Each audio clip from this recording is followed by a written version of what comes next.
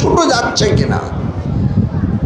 যদি নামাজের জন্য ছুটে যায় তাহলে আমার শিয়া, না হলে সে আমার শিয়া না। সালবাত পড়েন মোহাম্মদ ওয়ালে।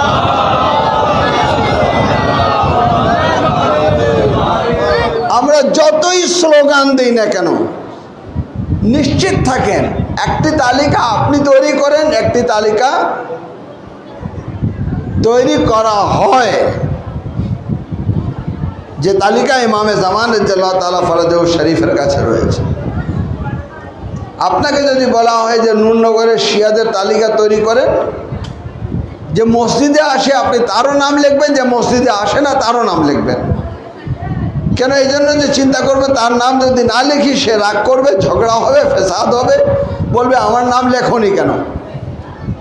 আমি কি শিয়া ছিলাম না? তোমাদের সাথে মসজিদে নামাজ পড়িনি তো কি হলো? মজলিসে তো এসেছিলাম, মাতন তো করেছিলাম, আমার নাম লেখনি কেন? আপনি ইখতিলাফের ভয়ে তার নাম লিস্টের মধ্যে অন্তর্ভুক্ত করবেন। এই তালিকা হচ্ছে আর একটি তালিকা। কিন্তু সত্যিকার অর্থে আমি বলি কি, হযরত জনকে যদি দায়িত্ব দেওয়া হয় যে তুমি তালিকা করো শিয়াদের, বা হযরত সালমান ফারসি যদি তালিকা করেন, যিনি সালমান মিন্না আহলাল বাইতের জায়গায় ছিলেন, যদি হযরত আবু যরকে বলা হয় আপনি যদি তালিকা করেন, তো নিশ্চিতভাবে ওই তালিকায় আমরা কয়জন টিকবো এটা আমাদের বিবেচনা করা দরকার। সালাওয়াত পড়েন মুহাম্মদ ওয়া আলে মুহাম্মদ।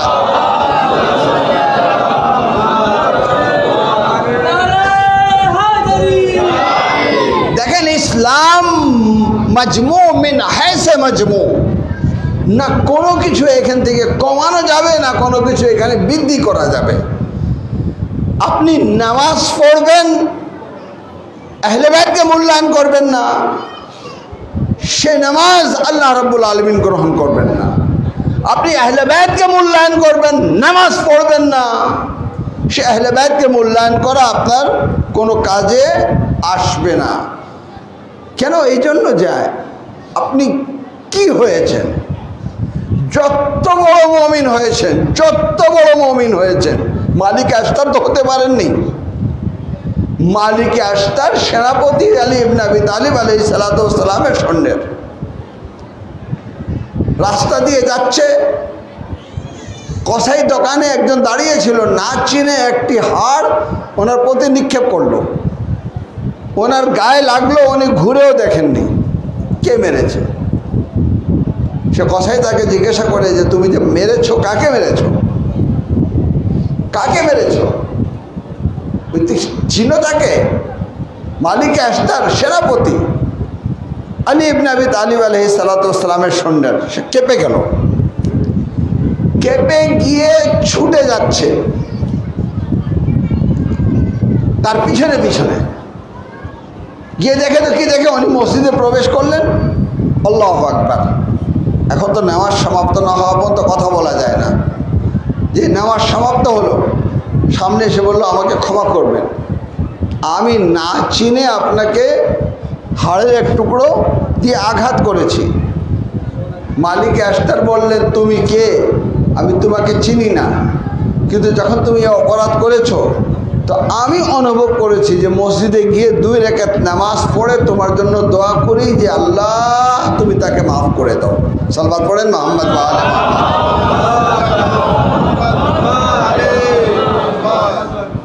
এইরকম এখলাকের অধিকারীকে শিয়া বলা হয়। এই এখলাক যদি না থাকে আমরা কিন্তু শিয়া হতে পারিনি। মুহিব্বে আহলে বাইত অর্থাৎ নামাজি, আযাদার অর্থাৎ নামাজি না, ওই নামাজ গ্রহণযোগ্য যেটা আহলে বাইতকে বাদ দিয়ে যে নামাজ পড়া হয়, তার নামাজের রেজাল্ট আমরা 50 বছরের মধ্যে দেখতে পারলাম। পয়গম্বর ইসলাম সাল্লাল্লাহু আলাইহি ওয়া আলিহি ওয়াসাল্লাম মসজিদে নবীর পাশেই সংলগ্ন ওনার বাসা ছিল, এবং আশেপাশে সাহাবায়ে কেরামদের বাসা ছিল। একদিন রাসূলুল্লাহ সব দরজাগুলো বন্ধ করার নির্দেশ দিলেন, ইল্লা বাবে ফাতেমা। কিন্তু ওই দরজা বন্ধ করার নির্দেশ দেননি যেটা ফাতেমার দরজা ছিল, যেটা মসজিদে প্রবেশ করত। নামাজ আদায় হলো 40 দিন পর্যন্ত। রেওয়ায়েত রয়েছে যে পয়গম্বর ইসলাম সাহাবায়ে কেরামদের নিয়ে দারে আহলে বাইতে দাঁড়িয়ে বলতেন, আসসালামু আলাইকা ইয়া আহলে বাইতুন নবুওয়া ওয়া মা'দুনুর রিসালা ওয়া মুখতালিফুল মালায়েকা, সালাম হোক হে আহলে বাইতে রাসূল তোমাদের উপরে। আল্লামা জামাখশরী তাফসীরে কাশাফে তিনি লিখেছেন, তার রেফারেন্স দিয়ে আহলে সুন্নাত ওয়াল জামাতের বিখ্যাত মুফাসসির ইমাম ফখরুদ্দিন রাজি তিনি লিখেছেন যে সাহাবায়ে কেরাম মর্যাদার আসনে বসেছেন, অত্যন্ত মর্যাদাবান, যাদের সম্পর্কে কোরআন বলছে আস-সাবিকুন আস-সাবিকুন উলাইকাল মুকাররাবুন, তারা এই মর্যাদা পেয়েছে আহলে বাইতকে ভালোবাসার কারণে। সালাওয়াত পড়ুন মুহাম্মদ ওয়া আলে মুহাম্মদ।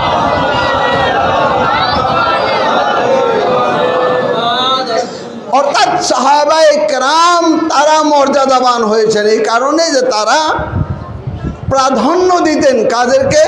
আহলে বাইতে আতহার আলাইহিস সালাতু ওয়াস সালামকে। এত মর্যাদা দিতেন, এত আপন করে নিয়েছিলেন, এত আপন করে নিয়েছিলেন যে এক পর্যায়ে সাহাবাদের নিষেধ করছেন, দেখো তোমরা সালমানকে সালমানে ফার্সি বলো না, ইয়া নবী আল্লাহ কি বলতে হবে? বলে সালমানে মোহাম্মদী। সে আমার গোলামি করতে করতে আমার নিকটে আসতে আসতে আমার মুকাররাব হতে হতে এমন হয়ে গেছে যে তাকে আর সালমানে ফার্সি বলে ফার্সের অধিবাসী বলো না, বলো সালমানে মোহাম্মদী। তো কিছুদিন পর্যন্ত সালমানে মোহাম্মদী বলা হলো। এরপরে দেখা যাচ্ছে সবসময় দাঁড়িয়ে আহলে বাইতে বসে আছেন, সবসময় দাঁড়িয়ে আহলে বাইতে বসে আছেন। এই যে আপনারা দাঁড়িয়ে আহলে বাইতে চলে আসছেন, মসজিদের পাশেই ইমাম বাড়ি, এটাই আমাদের রীতিনীতি। কেন? এই জন্য যে মসজিদে নবীর পাশেই কিন্তু আহলে বাইতের বাসা ছিল, মসজিদে নবীতে নামাজ হতো এবং আহলে বাইতের বাসায় জিক্রে মুহাম্মদ ও আলে মুহাম্মদ হতো। তো আমরাও সেই নীতিগুলাকে অব্যাহত রেখেছি। মসজিদের পাশে আমাদের ইমাম বাড়িগুলা হয় যেখানে জিক্রে মুহাম্মদ ও আলে মুহাম্মদ করা হয়। যাই হোক, আহলে বাইতে আতহারের জিক্র করার জন্য, ভালোবাসার জন্য সালমানে ফার্সি এত নৈকট্য লাভ করলেন, এত নৈকট্য লাভ করলেন যে রাসূলুল্লাহ সাল্লাল্লাহু আলাইহি ওয়াসাল্লাম শুধু সালমানে মুহাম্মদী বলেননি, বরং বলেছেন সালমান ও মিন্না আহলাল বাইত, সালমান আমার আহলে বাইত থেকে। সালাওয়াত পড়েন মুহাম্মদ ওয়া আলে মুহাম্মদ।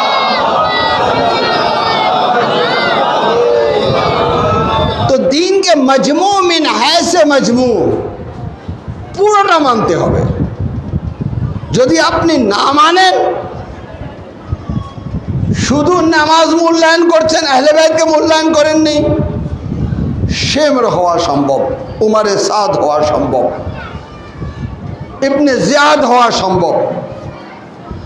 আর যদি আপনি মুহিব্বে আহলে বাইত হয়েছেন, নামাজি হননি, তো ইমামে হুসাইন আলাইহিস সালাতু ওয়াস সালাম জিজ্ঞাসা করবেন যে কেন আমার মাতম কেন করো? বলে আপনি শহীদ হয়েছেন। বলে আমি শহীদ কেন হয়েছি? বলে দ্বীনে ইসলামের জন্য। বলে ওই দ্বীনে ইসলাম তোমার কাছে কোথায় ছিল? তুমি তো নামাজই মূল্যায়ন করতে না। সালমান পড়েন মুহাম্মদ ওয়া আলে মুহাম্মদ।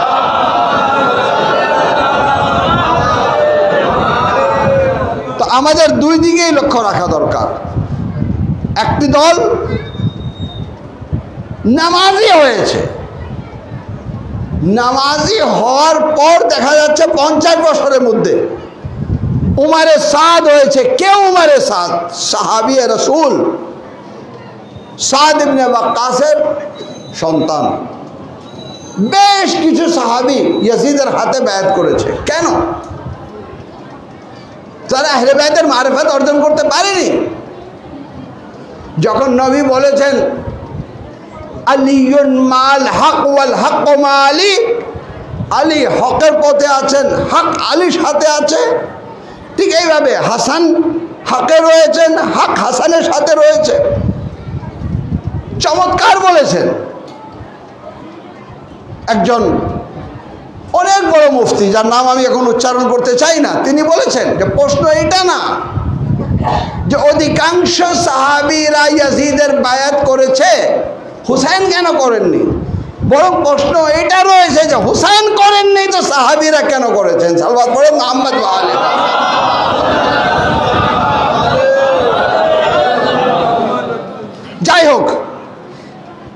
নামাজ পড়েছেন, আহলে বায়তের মারফত অর্জন করেননি। রেজাল্টে কোথায় গিয়ে দাঁড়ালেন? কারবালা ইয়াজিদের পক্ষে। কারবালা হয়ে গেল, কারবালা হয়ে গেল। এবার ইসলামের আরো একটি গুরুত্বপূর্ণ নাম, যার উপরে হাবিব ইবনে মাজাহির ছিলেন, যার উপরে মুসলিম ইবনে ওসাজা ছিলেন। এটা আমার আপনার কথা না, খাজা মঈনুদ্দিন চিশতি আলাইহি রাহমা বলছেন, দিন আস্ত হুসাইন, দ্বীপ পানা আস্ত হুসাইন। হুসাইন হচ্ছে দিন, অর্থাৎ যার কাছে হুসাইন নেই তার কাছে দিন নেই। কেন? হুসাইন যদি না থাকে তার শিবর হওয়ার সম্ভাবনা আছে, ওমরে সাদ হওয়ার সম্ভাবনা আছে। তো এই জন্য দিন আস্ত হুসাইন, দ্বীপ পানাস্ত হুসাইন। হুসাইন হচ্ছেন দিন, দিনের আশ্রয়দাতা হচ্ছেন হুসাইন। এই জন্য আমরা হুসাইনিয়তের চর্চা করি। জিজ্ঞাসা করা হয়, এত হুসাইন হুসাইন করো কেন? হুসাইন হুসাইন এই জন্য করি যে হুসাইনিয়তের মধ্যে যা কিছু রয়েছে সেটাই কিন্তু ইনসানে কামিল হওয়ার জন্য যথেষ্ট। আজ পৃথিবীতে স্পষ্ট হয়ে গেল কোটি কোটি মুসলমান রয়েছে, কিন্তু যখন ইসরায়েল ফিলিস্তিনের উপরে জুলম করছে, কাদের উপরে জুলম করছে? তাদের উপরে যাদের মাযহাব আহলে সুন্নাত ওয়াল জামাত, তারা সুন্নি রয়েছে এবং আরব রয়েছে। তো আজকে আরবের আরবিয়াত কাজে আসতেছে না, আজকে সুন্নিদের সুন্নিয়াত কাজে আসতেছে না, কাজে আসতেছে কি? হুসাইনিয়াত। যারা হুসাইনিয়াতের চর্চা করে, যারা মাজলুমের পক্ষে অবস্থান নেয়, যারা জালিমের বিরুদ্ধে অবস্থান নেয়, তারা এটা দেখে না মাজলুম কোন মাযহাবে রয়েছে, তারা এটা দেখে যে তারা মাজলুম রয়েছে। তো আমরা জালিমের বিপক্ষে, মাজলুমের পক্ষে, আমরা মাজলুমের পক্ষে অবলম্বন করি। এই কারণে আজকে দেখছেন হুসাইনিরা কারা, মানে হসিরা কারা, তারা হচ্ছে আজাদার। হিজবুল্লাহরা কারা, তারা হচ্ছে আজাদার। ইরানিরা কারা, তারা হচ্ছে আজাদার। আজ পাঁচদারে ইনকলাবে ইসলামী তারা হচ্ছে কারা? তারা হচ্ছে আজাদার। তাহলে বুঝতে পারেন যে আজাদারি এমন এক শক্তির নাম যে শক্তি আপনাকে সম্মানিত করবে। তো যদি চান ইসলামকে সম্মানিত করতে, তো আজাদারি সৈয়দুল শুহাদা প্রতিটা মসজিদে মসজিদে, প্রতিটা ঘরে ঘরে হওয়া উচিত। সালাওয়াত করুন মুহাম্মদ ওয়া আলে মুহাম্মদ।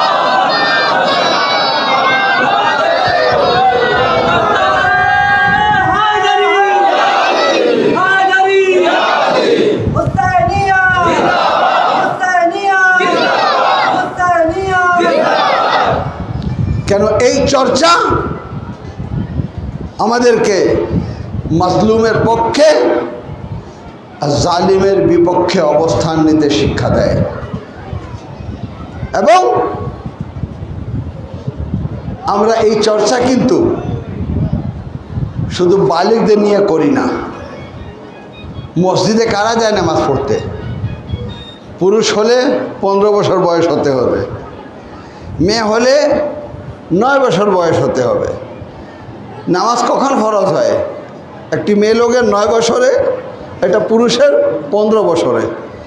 ঠিক আছে?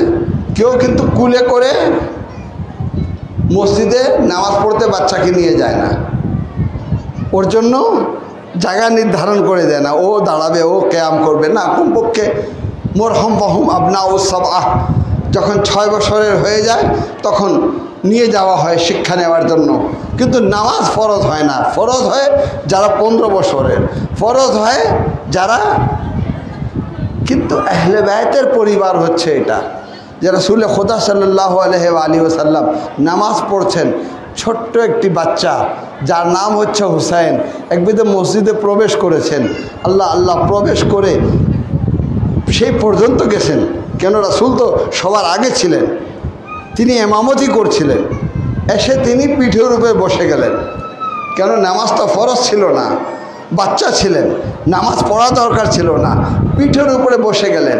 পিঠের উপরে বসে গেলেন, আমি আপনি হলে এক হাত দিয়ে ধরে নামাই দিতাম, খুবই সহজ ব্যাপার, কোনো ব্যাপার ছিল না, মিনিটের মধ্যে এটা সম্ভব ছিল। কিন্তু রাসূল নামাননি। সুবহানা রাব্বিয়াল আলা ওয়া বিহামদে, সুবহানা রাব্বিয়াল আলা ওয়া বিহামদে, সুবহানা রাব্বিয়াল আলা ওয়া বিহামদে 70 বার বলেছেন সুবহানা রাব্বিয়াল আলা ওয়া বিহামদে। যখন 70 বারের পর যখন মাথা উঁচু করলেন, কি অবস্থা দাঁড়িয়েছে। আপনি একবার 20 বার সুবহানা রাব্বিয়াল আলা ওয়া বিহামদে মাথা সেজদায় রেখে বলুন, তাহলে বুঝতে পারবেন যে কতক্ষণ সেজদায় থাকা যায়। 70 বার রাসূল একা না, সমস্ত সাহাবাদের নিয়ে সুবহানা রাব্বিয়াল আলা ওয়া বিহামদে নামাজ পরিপূর্ণ হয়ে গেল।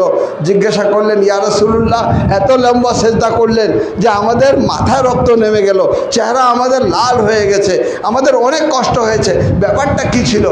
বললেন, হুসাইন আমার কাঁধায় চলে আসছেন। তো হুসাইন কাঁধায় চলে আসলে 70 বার সুবহানা রাব্বিয়াল আলা ওয়া বিহামদে বলতে হবে? বললেন, হ্যাঁ, হুসাইনকে তুমি চিনো না, হুসাইনকে আমি চিনি। আজ হুসাইন আমার কাঁধায় এসেছে, এ তো আমি 70 বার বলেছি সুবহানা রাব্বিয়াল আলা ওয়া বিহামদে। আর এই হুসাইন আমার দ্বীনের জন্য যে সেজদা করবে, এমন সেজদা করবে যে কিয়ামত পর্যন্ত সেজদা অব্যাহত থাকবে। সালাওয়াত পড়েন মুহাম্মদ ওয়া আলি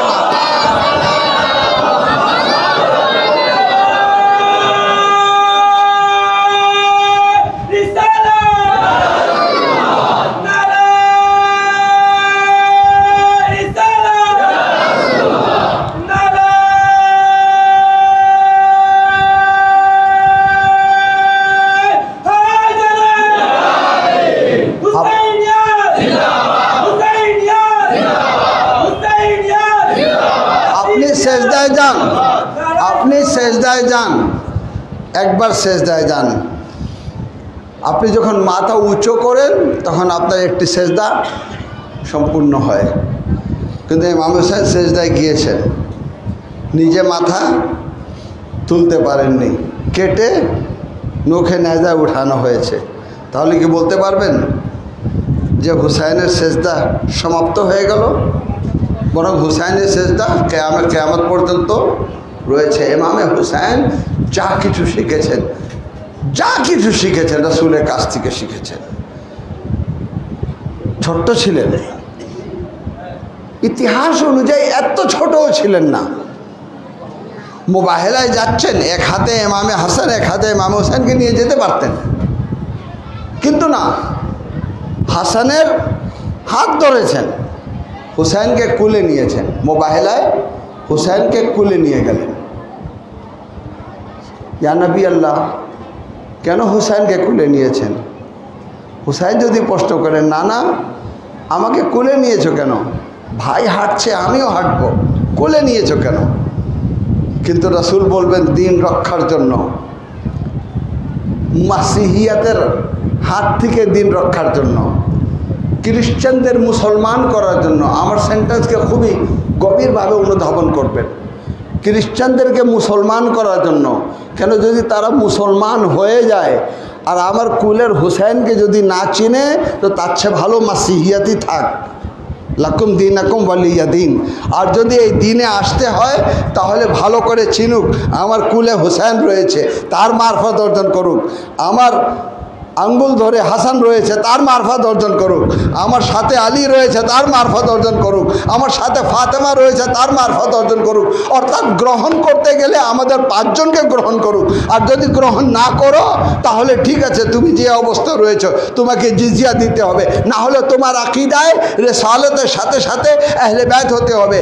এই জন্য মুসলমানদের একাধিকবার দেখিয়েছেন, যখন খুতবা দিচ্ছিলেন মসজিদে হুসাইন প্রবেশ করলেন, একবার পড়ে যাচ্ছিলেন, রেওয়ায়েতে রয়েছে যে সাহাবীরা ওনাকে কুলে নিলেন, একজনের কুলে আরেকজন, একজনের কুলে আরেকজন।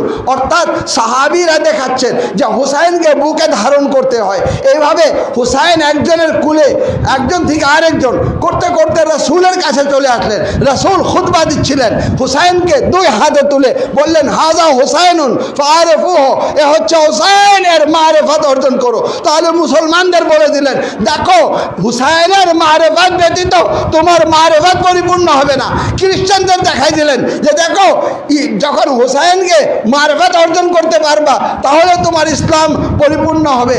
এই তো জবাব হয়ে গেল তাদের জন্য। কিন্তু হুসাইন যদি জিজ্ঞেস করেন, না না, আমাকে কুলে কেন নিয়েছো? বলে এই জন্য নিয়েছি, দিন রক্ষার জন্য নিয়েছি, শরীয়ত রক্ষার জন্য নিয়েছি, ইসলাম রক্ষার জন্য নিয়েছি।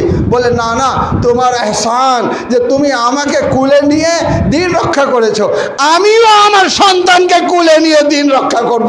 সালাওয়াত মুহাম্মদ ওয়া আলি মুহাম্মদ। এই জন্য কারবালার শেষ শহীদ আলী আসগর, যাকে ইমামে হোসেন কুলে করে নিয়ে আসছেন, কোথায় নিয়ে আসছেন? কারবালায় নিয়ে আসছেন। আজাদারো, কারবালার ইতিহাস যদি আপনি দেখেন, মন তো এটাই বলে যে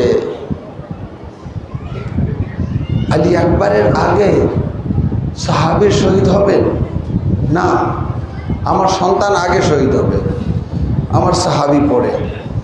কিন্তু সাহাবীরা সিদ্ধান্ত নিলেন যে না, আমি বেঁচে থাকতে হুসাইনের পরিবারের মধ্যে কেউ যেন কোনো আঘাত না পায়। আল্লাহ আল্লাহ এই বলে হাবিব ইবনে মাজাহির নিজের জীবন উৎসর্গ করে দিয়েছেন, মুসলিম ইবনে ওসাজা নিজের জীবন উৎসর্গ করে দিয়েছেন। সব সাহাবীরা এক এক করে কারবালায় গেছেন। আর যখন তারা জমিনে কারবালায় আসতেন, কেউ বলতেন ইয়া আকা হো আদরিকনি, কেউ বলতেন ইয়া মাওলা হো আদরিকনি। ইমামে হোসেন তাদের লাশের উপরে ছুটে যেতেন। যখন সব সাহাবীরা দুনিয়া থেকে বিদায় নিলেন, এবার নিজে আত্মীয়দের পালা।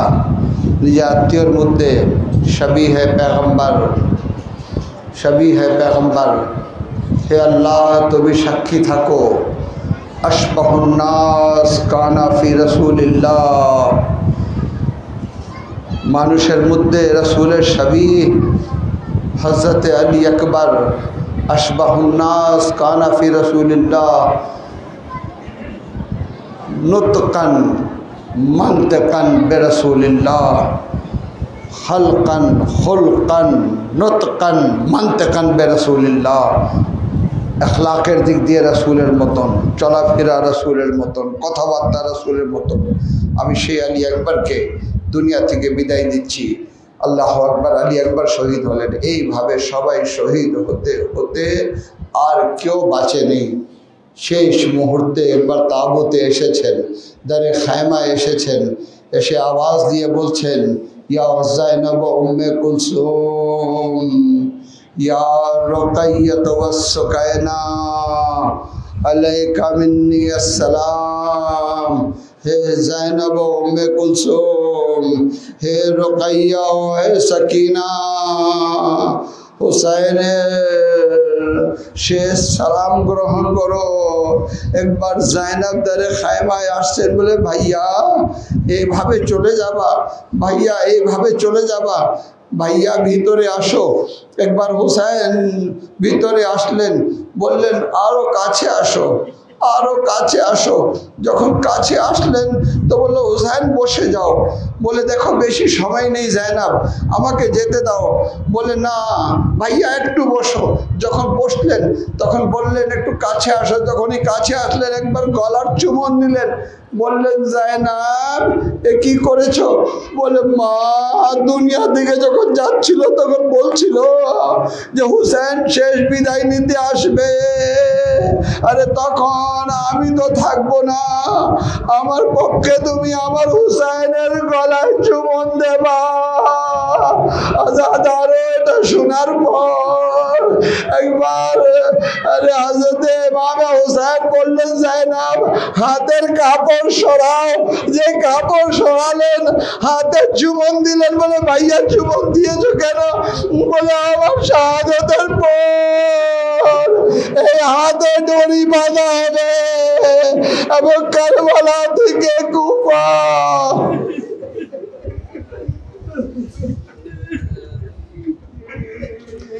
আজরকুম আলাল্লাহ, আজরকুম আলাল্লাহ।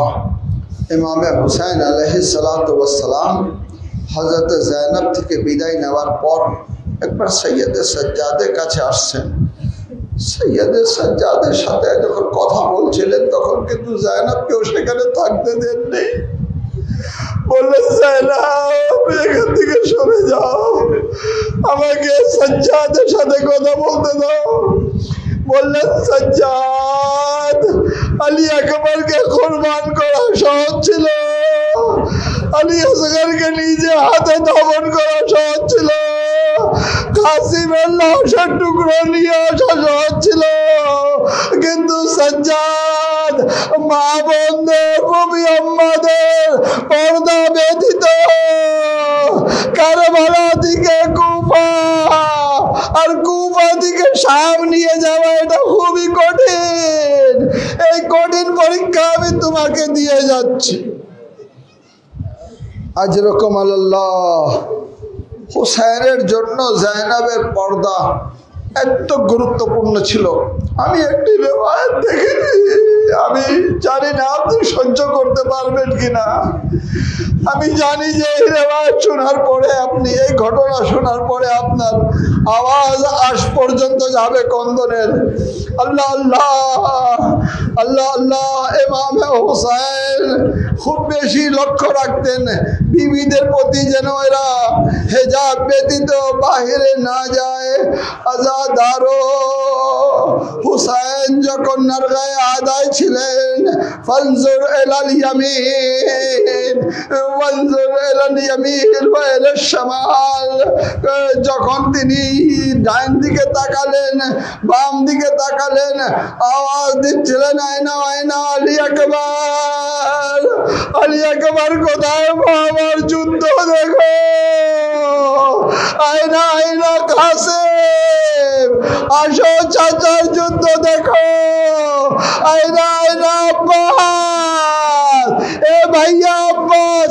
আজাদারো যুদ্ধ করতে করতে এত তীরের আঘাত খেয়েছেন যে রিওয়ায়াতে রয়েছে যে আর নিজেকে ঘোড়ার উপরে সামলাতে পারেননি। একবার জমিনে কারবালায় আসছেন, ইমামে জামানার একটি জিয়ারতের মধ্যে একটি সেন্টেন্স রয়েছে, সালাম ওই জাসাদে আতহারের উপরে যেটা জিন থেকে তো পড়েছিল, ঘোড়া থেকে তো পড়েছিল, আর জমিনে কারবালায় আসেনি, তীরের উপরে। আমারও আপনার ইমাম আজাদারো তখন ইয়াজিদি বাহিনী যখন দেখলো, তখন কি দেখলো? যার কোনো হোশ নেই। কেউ বললো উনি মারা গেলেন, ওনার রূহ চলে গেছে, উনি এখন জীবিত না।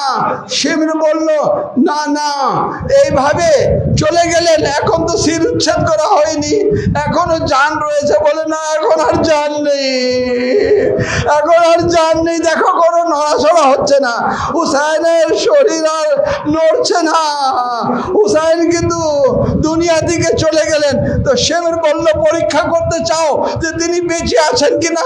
বলে কিভাবে পরীক্ষা করবে? বলে কাজ করো, কিছু ঘোড়া নিয়ে আসো। ঘোড়া নিয়ে আসালো। বলে এই ঘোড়া নিয়ে খায়মার দিকে আমরা অগ্রসর হচ্ছি। হুসাইনকে বলে দাও, আরে ঘোড়া খায়মার দিকে যাচ্ছে। আজাদারো হুসাইনের কানে আওয়াজ গেল, দুই হাতে টেক দিয়ে একবার হুসাইন উঠলে আওয়াজ দিলেন, কোথায় যাচ্ছ? আমি বেঁচে রয়েছি, আর এখন তাবুর দিকে যেও না। আজরকম আল্লাহ, আজরকম আল্লাহ। আরে চারো দিক দিয়ে তলোয়ারের ওয়ার। হযরত যায়নাব দিল্লে যায়নাবিয়া আসে বলছেন, এই শিবির আমার ভাইয়ের অপরাধ কি? আরে পশুকে জবাই করার সময় একটু পানি দেওয়া হয়, একটু পানি দিয়ে দাও। আজাদারও কোনো আওয়াজ আসেনি। একবার তিনি আরে মদিনার দিকে, না না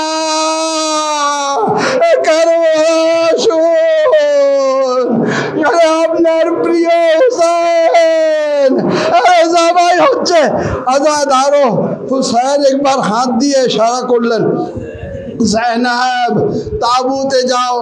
আজাদারো এদিকে জায়নাব ইশারা পেয়ে তাবুর দিকে অগ্রসর হচ্ছিলেন, জমিন কেঁপে উঠল, জমিনে ভূমিকম্প, রক্তের বর্ষা। আলা কতল আল হুসাইন বে কারবালা, আলা জমে আল হুসাইন বে কারবালা। জায়নাব ছুটে গেলেন সাজ্জাদ, আর বাবা নেই। সাজ্জাদ বললেন, পুপি আম্মা তাবুর পর্দা সরান। তাবুর পর্দা সরানো হলো। একবার দেখলেন তো কি দেখলেন? নৌকে নায়েজার উপরে ইমামে হুসাইনের সিরিয়াল अकदस अरे सज्जाद बोल रहे अस्सलाम वालेकुम या अबा अब्दुल्ला।